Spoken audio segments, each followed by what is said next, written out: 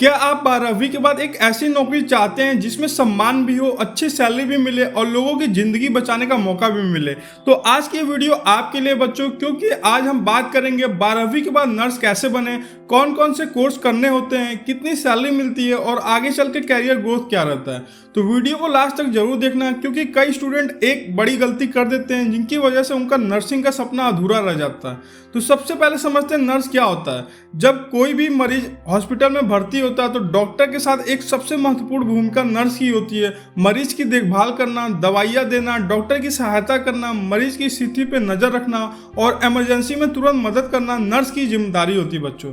यही कारण है कि हेल्थ केयर सेक्टर में नर्स की मांग हमेशा बनी रहती है। अब समझते हैं कि 12वीं के बाद नर्स बनने के लिए योग्यता क्या चाहिए। तो अगर आप नर्स बनना चाहते हैं तो सबसे पहले आपको 12वीं में physics, chemistry, biology, PCB subject से पास करनी होगी और अधिकतर नर्सिंग कोर्स में कम से कम 45% से लेकर 50% अंक मांगे जाते हैं बच्चों। और कुछ कॉलेज में मेरिट के आधार पे भी एंट्री होती है, जबकि कुछ कॉलेज में इंट्रेंस एग्जाम के माध्यम से एडमिशन होता है। अब समझते हैं कि नर्स बनने के लिए कौन कौन से कोर्स होते हैं। तो पहला है बीएससी नर्सिंग। यह नर्सिंग क्षेत्र का सबसे लोकप्रिय और बेहतर कोर्स माना जाता है बच्चों। इसका ड्यूरेशन 4 ईयर का होता है और योग्यता 12वीं पीसीबी होता है। इसके बाद इसे करने के बाद आप staff nurse, ICU nurse, OT nurse जैसे नौकरी आपको मिल सकती है। और दूसरा है GNM, general nursing and midwifery.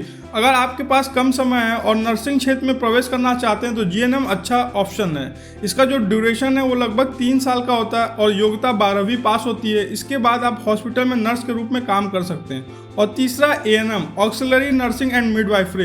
ये बेसिक नर्सिंग कोर्स होता है। इसका ड्यूरेशन 2 साल का होता है बच्चों और योग्यता 12वीं पास होता है। ग्रामीण स्वास्थ्य सेवाओं और प्राथमिक स्वास्थ्य केंद्रों में नौकरी के अवसर मिलते हैं। और एडमिशन कैसे मिलता है? तो भारत के कई बड़े नर्सिंग कॉलेज में प्रवेश के लिए प्रवेश परीक्षा आयोजित की जाती है। कुछ संस्थान मेरिट के आधार पर भी प्रवेश लेते हैं। इसीलिए 12वीं के बाद कॉलेज की आधिकारिक सूचना को ध्यान से जरूर देखा करो बच्चों।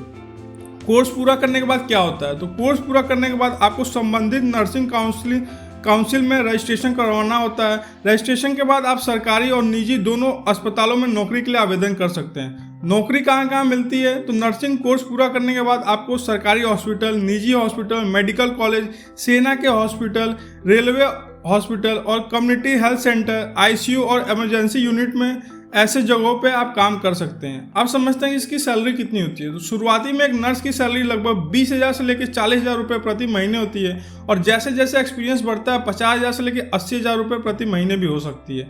और विदेशों में नर्सों की मांग बहुत अधिक बढ़ रही है, जहाँ सैलरी भारत की तुलना में कई गुना अधिक मिलता है बच्चों।